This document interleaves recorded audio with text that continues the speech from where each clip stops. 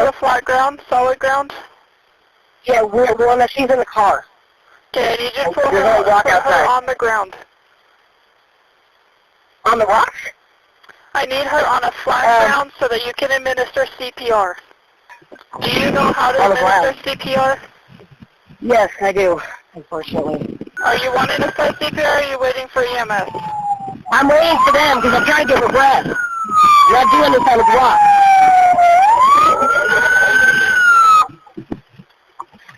Okay, I'm going to let you go since they're there. What? She ran away and they found her in the wall. Okay.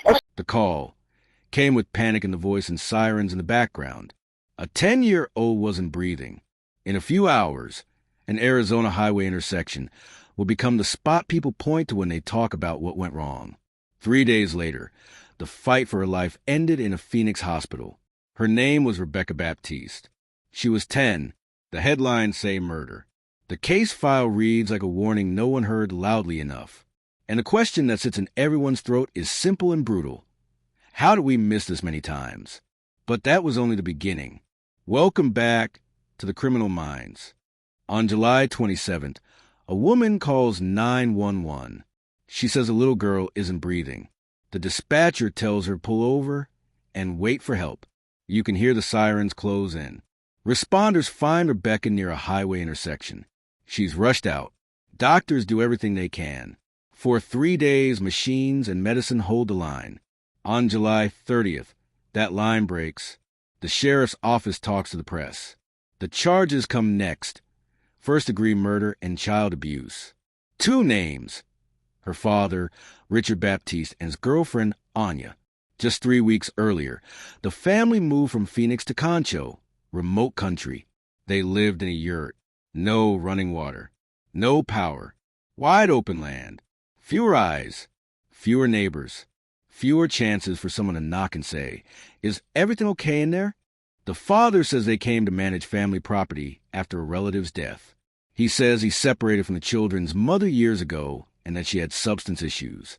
Maybe all of that is true, but a move like this changes more than scenery. It changes who sees you. It changes who can help. It changes how fast help arrives when it's finally called. And still, the biggest warnings didn't start in Concho. Long before the highway and the hospital, the paper trail grew. Phoenix police say they made 5 reports to child safety about Rebecca and her sibling from 2018 through April 2025. Welfare checks, injuries, allegations. Her school says it called 12 times. DCS publicly counted 5 school calls and said only 1 met the legal bar for investigation. That difference sparked outrage. But even without exact numbers, the picture is clear. People tried. The father himself told investigators there were past DCS contacts. He said the claims were unfounded. He acknowledged therapy. He acknowledged that Rebecca ran away, not once, not twice, but multiple times. In Concho alone, there were 3 attempts according to Woods, and 1 earlier in Phoenix where Rebecca jumped from a window. 10-year-olds don't run for the door over nothing. They run because staying feels more dangerous. And then doctors saw what the body had been trying to say. The medical findings were brutal. Severe dehydration, signs of malnourishment, and injuries across her body that told the story of pain over time.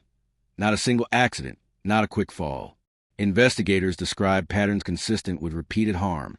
Physicians spoke in that careful, clinical way that still breaks your heart. There's a moment in the report you can't forget. A seasoned investigator says he had never seen anything like it. That line speaks to duration. It speaks to frequency. It speaks to how long this child had been fighting. And in the interview room, another sentence landed with weight. When pressed about the injuries, the father allegedly said the quiet part out loud. He used excessive force. He mentioned the belt. He rejected the easy out. No claim of being drunk, no claim of snapping, just once. He allegedly repeated the phrase. He allegedly showed minimal concern when detectives explained what would happen if she didn't make it. These aren't our words. They're lines summarized in the report. A jury will decide what they prove. But for the public, that phrase became a headline and a scar. Which brings us to the other adult in the room.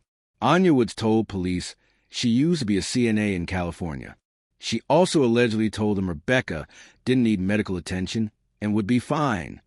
When asked what should happen to someone who seriously injures a 10-year-old, her answer was described as flat. Maybe some jail time. Again, that's how the report records it. Prosecutors charged her alongside the father. Investigators also documented those runaway attempts. In one case, a child hiding in a tree, waiting for a safe adult to pass by. A detail like that lingers because it reads like a plan a scared kid makes at recess. Except this wasn't recess. This was real, and that's where the case stops being only about two defendants. After the outrage, the agency put out a detailed statement. DCS said it can only investigate when calls meet the legal definition of a report, an allegation that a parent's conduct harmed a child or placed them at substantial risk of harm, a standard tightened by the legislature in 2022. They laid out the safety model that must be met before removal, present or impending danger with no other viable solution. They explained that they can't force people to talk. That court set the bar for removal, not just a caseworker's gut. They also promised a review of what happened. Critics heard all of that and still said what sounds undeniable. The system failed Rebecca, because whether it was 5 reports or 12, whether only one met the threshold or more should have, someone needed to pull the fire alarm early enough to the matter. Laws are written in ink. Childhood is written in hours. So what does justice look like now? The criminal case will test intent, cause, credibility, and every line in the interviews. It will test whether the words excessive force mean what they sound like when read in context. It will test the girlfriend's decisions against the facts. And even if the verdicts answer, the who and the how, the why, may never feel complete. Meanwhile, a separate reckoning has to happen in quiet offices and at the State House. What triggers an investigation? What powers are missing? Who picks up a phone after 5 p.m.? And why a school can send warning after warning without the result every teacher hopes for. That's the part that would honor a 10-year-old more than any speech. If you read those reports and timelines, where do you think the system broke first? The hotline criteria, the follow-through, or the lack of emergency powers when a child keeps trying to run? Drop your take below. Should the standard be substantial risk, or something even stricter when a school calls more than once? I'll be in the comments. And don't forget to subscribe.